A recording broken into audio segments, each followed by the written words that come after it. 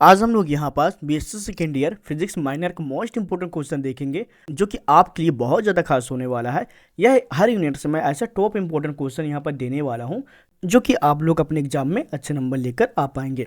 तो देखिए, पहला क्वेश्चन आपके आता है, थर्मल पावर प्लांट क्या है, थर्मल पावर प्लांट के प्रकार बताइए, जो कि मोस्ट इंपोर्टेंट क्वेश्चन है क्योंकि अब आपके यहाँ पर एनईपी सिलेबस हो चुका है तो ये क्वेश्चन न्यू आप लोग के लिए हो सकता है। इसके बाद फिर आपके आता है कूलाम का नियम को लिखकर यहाँ पर व्याख्या कीजिए। जो यहाँ पर कूलाम है इसका वह नियम बहुत ज़्यादा खास है क्योंकि जितने भी आपके बुक्स में यहाँ पर नियम देखने को मिलते हैं आप लोग इनको रीड जरूर करके जाइएगा। इसके बाद फिर आपके आता है संधारित किसे कहते हैं, तो आपसे यहाँ पर संधारित से क्वेश्चन बन जाएगा, इसकी धारिता से क्या अभिप्राय है, संधारित की सिद्धांत समझाइए तथा संधारित कितने प्रकार के होते हैं। इससे तो क्वेश्चन बनेंगे ही, लेकिन इससे आपके धारिता के बारे में पूछ लिया जाएगा या फिर आपसे अगर शॉर्ट में क्वेश्चन पूछा जाएगा तो केवल आपसे पूछ लिया जाएगा कि संधारित किसे कहते हैं। लॉन्ग में क्वेश्चन पूछना होगा तो यहाँ पर या तो आपसे संधारित के कितने प्रकार हैं ये पूछ लिया जाएगा या फिर पूरे क्वेश्चन यहाँ पर पूछ लिए जाएंगे। यानी कि आप लोगों का पेपर एक ही क्वेश्चन से अलग अलग टाइप्स में यहाँ पर बनने वाले हैं, तो आप लोग को यहाँ पर पहले से ध्यान देना पड़ेगा।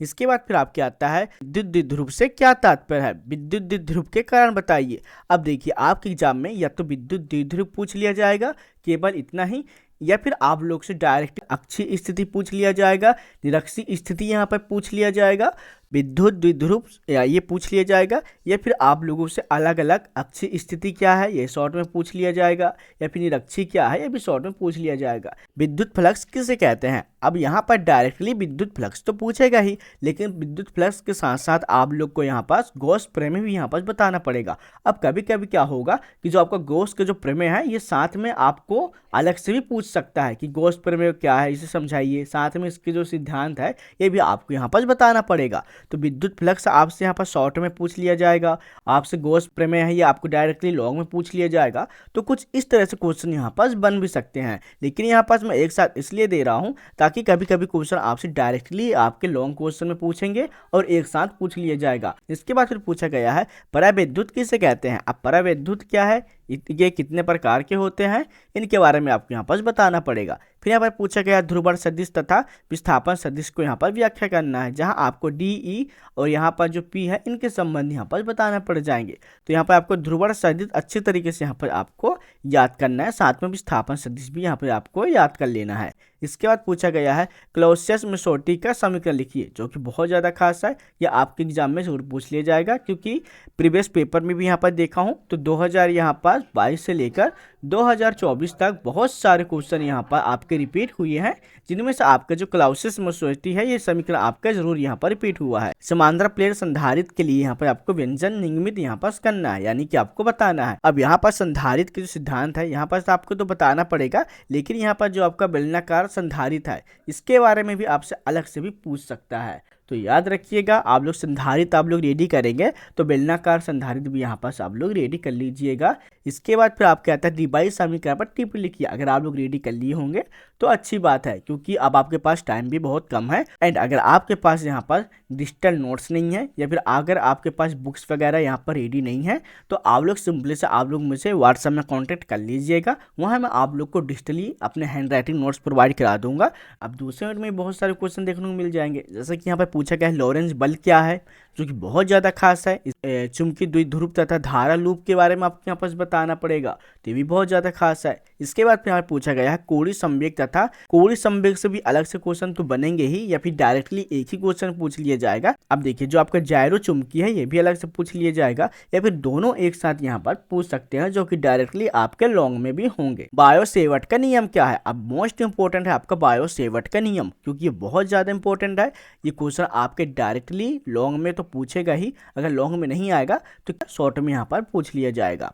तो बायो सेवर्ट नियम आप लोग करके जरूर जाइएगा। एम्पियर के परिपथी नियम क्या है, अब एम्पियर से भी बहुत सारे क्वेश्चन बनते हैं, तो आप लोग प्लीज इन अच्छी तरीके से याद कर लीजिएगा। बी एच एवं यम पदों की व्याख्या कीजिए तथा उनमें परस्पर संबंध इन्हें क्या करना है, आपको स्थापित करना है। तो ये भी क्वेश्चन पूछ लिया जाएगा। एम्पियर का नियम क्या है, अगर आप लोग एम्पियर का नियम या फिर इनके जो कॉन्सेप्ट है पहले ही रेडी कर लेंगे तो जो भी एम्पियर के जो परिपथ है आप लोग इजीली अच्छी तरीके से समझ सकते हैं। अपने अकॉर्डिंग रेडी करिएगा। जहाँ पर लैंजेविन सिद्धांत दिया गया है बहुत ज्यादा इंपॉर्टेंट है, क्योंकि चुंबकीय का जो प्रवृत्ति है को तो बताना ही पड़ेगा, साथ में यहाँ पास क्यूरी का नियम यहाँ पास बताना है। अब इसके बाद फिर पूछा गया क्यूरी वाइन्स के नियम। अगर आप लोग यहाँ पास क्यूरी के नियम तो आपको समझ में आ जाएगा, साथ में यहाँ पास जो वाइन्स के नियम है ठीक ही अच्छी तरीके से समझ में आ जाएंगे कि नियम क्या कह रहा है। इसके बाद हम लोग देखेंगे अपना 30वां यूनिट। अब 30वां यूनिट में पहला आता है स्थायी तथा अस्थायी धारा क्या है, इसके बारे में आपको बताना है।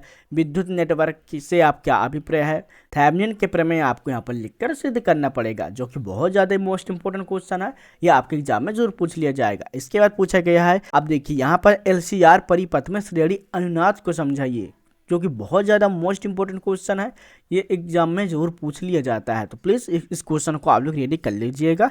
साथ में यहाँ पर जो आपका अनुनादी आवृत्ति के लिए व्यंजन प्राप्त कीजिए। अब अलग से कभी कभी आप लोग से अनुनादी आवृत्ति के लिए यहाँ पर व्यंजन प्राप्त करना है, ये भी आपसे पूछ लिया जाएगा। एंड यहाँ पर फिर आपका इस परिपथ को ग्रही परिपथ क्यों कहते हैं, ये भी यहाँ पर पूछ सकता है। लेकिन यहाँ पर मैं आपको बता रहा हूँ कि आपके जो यूनिवर्सिटी वाले होंगे यहाँ पर क्वेश्चन सेम नहीं रखने वाले, या फिर आपसे अलग अलग तरीके से क्वेश्चन पूछ लिया जाएगा। यानी कि जो क्वेश्चन बनाने का जो तरीका होगा उनके खुद के अलग शब्द होंगे, लेकिन जो क्वेश्चन बनेगा इन्हीं कीवर्ड से बनने वाले हैं। जैसे कि आपके आता है LCR परिपथ हो गया, फिर श्रेणी अनुनाद हो गया, तो आप लोग अपने कोडिंग इन क्वेश्चन को समझ लीजिएगा। श्रेणी LCR परिपथ में जो आपके संधारित्र के जो आवेशन है इसके बारे में आपको तो बताना ही पड़ेगा। साथ में यहाँ पर आपको अवकलन समीकरण प्राप्त करना है और उन्हें हल करना है। प्रेरकत्व हो गया और प्रतिरोध हो गया, इनके बारे में आपको बताना है। साथ में संधारित्र के जितने भी आवेश है इसके बारे में आपकी जितने भी परिस्थितियां होती हैं इन्हें आपको यहाँ पर समझाना पड़ेगा। साथ में यहाँ पर श्रेणी अनुनादी परिपथ क्या है, आप देखिए यहाँ पर आपसे श्रेणी अनुनादी परिपथ पूछ लिया गया है। इसके अंदर भी आगे क्वेश्चन बनते हैं श्रेणी अनुनादी परिपथ की अनुनादी आवृत्ति का व्यंजन यहाँ पर आपको करना है। तो क्वेश्चन को आप लोग प्लीज समझते जाइएगा। वाटहीन धारा को संक्षिप्त में यहाँ पर समझाना है, तो आप लोग अच्छी तरीके से वाटहीन को आप लोग रेडी करना है, ये बहुत ज्यादा खास है। ये क्वेश्चन आपके एग्जाम में रिपीट जरूर होंगे। इसके बाद पूछा गया किरचॉफ का क्या नियम है। आप किरचॉफ के जो नियम है भी बहुत ज्यादा खास है, आप लोग इन्हें भी रेडी कर सकते हैं। इसके बाद पूछा गया है थेवेनिन प्रमेय क्या है। अब अलग से भी यहाँ पर क्वेश्चन पूछ लिया गया है कि थेवेनिन प्रमेय क्या है, तो आप लोग प्लीज इन क्वेश्चन को रेडी कर लीजिएगा। अगर आप लोग पहले से ही रेडी किए होंगे तो सिंपली से उन क्वेश्चन को इसमें ऐड करके लिख सकते हैं, इसमें कोई दिक्कत नहीं है। इसके बाद पूछा गया है क्या मिलमैन का प्रमेय यहाँ पर आपको बताना है, जो कि बहुत ज्यादा खास है। साथ में यहाँ पर आपको जटिल परिपथ में सरलीकरण करके यहाँ पर आपको समझाना पड़ेगा। तो ये भी क्वेश्चन है, 10 क्वेश्चन देखने को मिल जाएंगे। इसके बाद फिर पूछा गया है यूनिट 4। अब यूनिट 4 के अंदर भी क्वेश्चन है, जैसे कि यहाँ पर पूछा गया है इलेक्ट्रॉन गन किसे कहते हैं, जो कि बहुत ज्यादा खास है, डायरेक्टली आपके एग्जाम में पूछ लिया जाएगा और ये क्वेश्चन जरूर रिपीट होंगे। इसके बाद पूछा गया है चुंबकीय लेंस की रचना एवं इसके कार्य प्रणाली को समझाना है, जो आपके चुंबकीय लेंस से भी बहुत ज्यादा खास है। विद्युत चुंबकीय प्रेरण क्या है, इसके आगे आपको फ्राडे के नियम आपको बताना पड़ेगा। कभी कभी ये फ्राडे के नियम डायरेक्टली आपके शॉर्ट में पूछ लिया जाता है, तो आप लोग इन्हें देख लीजिए। साथ में यहाँ पर विद्युत चुंबकीय प्रेरण है, ये भी अलग से कभी कभी आपसे शॉर्ट में पूछ लिया जाता है। अगर आप लोग एक क्वेश्चन को अच्छी तरीके से रेडी करेंगे तो आपको दोनों क्वेश्चन रेडी हो जाएंगे। इसके बाद पूछा गया लेंस का ऊर्जा संरक्षण नियम क्या है। रैखिक त्वरित की संरचना यहाँ पर आपको बताना है, यहाँ पर साथ में सिद्धांत को यहाँ पर समझाना पड़ेगा। तो बहुत ज़्यादा आपका है रैखिक त्वरित की यहाँ पर संरचना। साथ में यहाँ पर आपसे आवेशित कण के बारे में यहाँ पर पूछ लिया जाएगा, तो आप लोग यहाँ पर अच्छी तरीके से इनके व्यंजन को उत्पन्न कर लीजिएगा। साइक्लोट्रॉन की संरचना कीजिए, जो कि बहुत ज़्यादा खास है, तो आप लोग इनको अच्छी तरीके से रेडी कर सकते हैं। इनके आगे जो भी आवेशित कण जो यहाँ पर प्राप्त होते हैं उनकी ऊर्जा यानी कि ऊर्जा को प्राप्त करने के लिए यहाँ पर आपको व्यंजन उत्पन्न करना पड़ेगा, तो आप लोग इन्हें देख सकते हैं। साथ में यहाँ पास कैथोड किरण हो गया, यानी कि आपको CRO, जो कि बहुत ज्यादा मोस्ट है, तो आप लोग कैथोड किरण को आप लोग अच्छी तरीके से यहाँ पर रेडी कर सकते हैं। इसके आगे फिर पूछा गया है समस्थानिक किसे कहते हैं, जहां आपसे थॉमसन के जो यहाँ पर धन किरण है इस बारे में आपको यहाँ पर बताना पड़ेगा। इसके बाद फिर पूछा गया है परस्पर लंबवत विद्युत तथा चुंबकीय क्षेत्र में आवेशित कण की जो भी गति है इनके बारे में आपको विवेचना करना है। तो परस्पर जितने भी लंबवत यहाँ पर आपको विद्युत देखने को मिलेंगे, आप लोग इन्हें रेडी कर सकते। 4 है, इसके अंदर आप लोग को केवल 9 ही क्वेश्चन देखने को मिलेंगे। अब आपको यहाँ पर मैं बता दूं कि अगर आपके पास बुक होगा या फिर सिलेबस होगा तो यहाँ पास कम से कम एक यूनिट में 30 या फिर आपसे 35 क्वेश्चन यहाँ पर देखने को मिल जाएंगे। अगर इनसे भी कम होगा तो आपके 25 प्लस क्वेश्चन तो जरूर होंगे एक यूनिट में।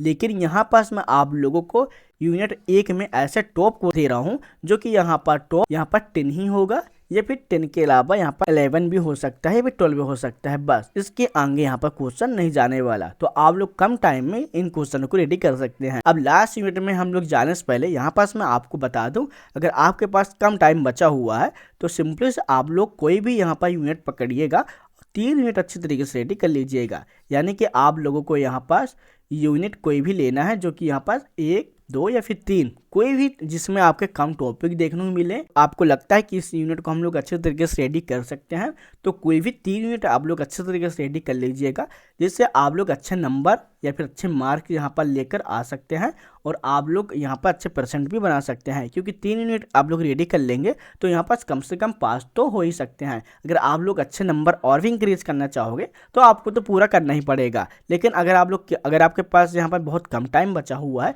तो सबसे पहले तो आप लोग इन्हीं फार्मूला को यहाँ पर अप्लाई करिए। ज़्यादा टाइम मिलता है तब आप लोग आगे क्वेश्चन रेडी कर लीजिएगा, जिससे आप लोगों को कोई भी प्रॉब्लम नहीं जाने वाली। अब इसके आगे हम लोग बढ़े तो हम लोग देखेंगे अपना 5वां यूनिट। अब इसके अंदर डायरेक्टली पूछ लिया है संक्षिप्त में टिप्पणी, जहाँ आपको अन्य प्रेरण हो गया, स्व प्रेरण हो गया, यहाँ पास भंवर धाराएं हो गए, लेंस का जो नियम है ये भी है। तो आपको डायरेक्टली इन क्वेश्चन को आप लोग अच्छे तरीके से रेडी कर लीजिएगा। इसके बाद फिर पूछा गया है विद्युत चुंबकीय तरंग, इसके बारे में हमको बताना है। साथ में यहाँ पर आपके अंतराल को यहाँ पर समझाना है। फिर यहाँ पर पूछा गया है परिवर्तन द्वारा ध्रुवण तथा फ्रेनेल के यहाँ पर नियम बताना है। जो आपका फ्रेनेल का जो नियम है बहुत ज़्यादा खास है, क्योंकि आपके एग्जाम में अलग से पूछ सकता है। इसलिए यहाँ पर आप लोग परिवर्तन ध्रुवण तो आप लोग यहाँ पास याद करेंगे ही, लेकिन फ्रेनेल के नियम आप लोग जरूर याद कर लीजिएगा।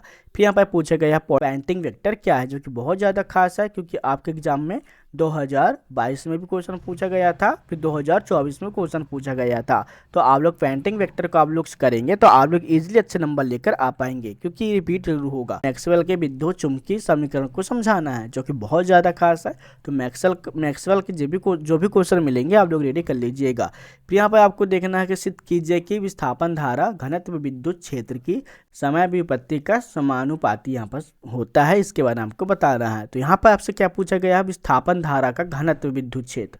तो यहाँ पर आप लोग इन्हें अच्छे तरीके से समझ लीजिएगा।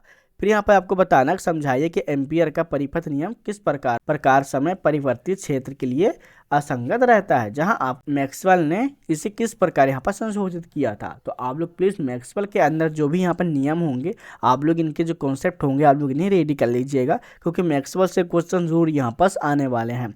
फिर यहाँ पर पूछा गया है आयन मंडल से विद्युत चुंबकीय तरंग के बारे में आपको समझाना पड़ेगा, जहां आप लोग को सेकेंड के यहाँ पर जो नियम है यह भी आपसे यहाँ पर पूछ लिया जाएगा। तो देखिए जो आपका आयन मंडल है भी बहुत ज़्यादा खास है, क्योंकि आपके एग्जाम में डायरेक्टली पूछ सकता है। फिर यहाँ पर पूछा गया सदिश व अदिश विभव को बारे में आपको व्याख्या करना है। साथ में यहाँ पर जो आपका रेले परिकरण है ये भी बहुत ज़्यादा इंपॉर्टेंट है। तो आप लोग प्लीज़ इन क्वेश्चन को आप लोग रेडी कर लीजिएगा। मैं हर यूनिट से कुछ ऐसे टॉप क्वेश्चन यहाँ पर दिया हूँ जो कि यहाँ पर 10 ही होने वाले हैं। आप यहाँ पर अच्छी तरीके से आप लोग रेडी कर लीजिएगा। मैं गारंटी देता हूँ कि आप लोग अगर पूरे अच्छी तरीके से करके जाएंगे तो कम से कम आपका 80 प्लस नंबर जरूर आ जाएगा। तो चलिए मिलते हैं नेक्स्ट वीडियो में, जब तक लिए जय हिंद, बाय बाय।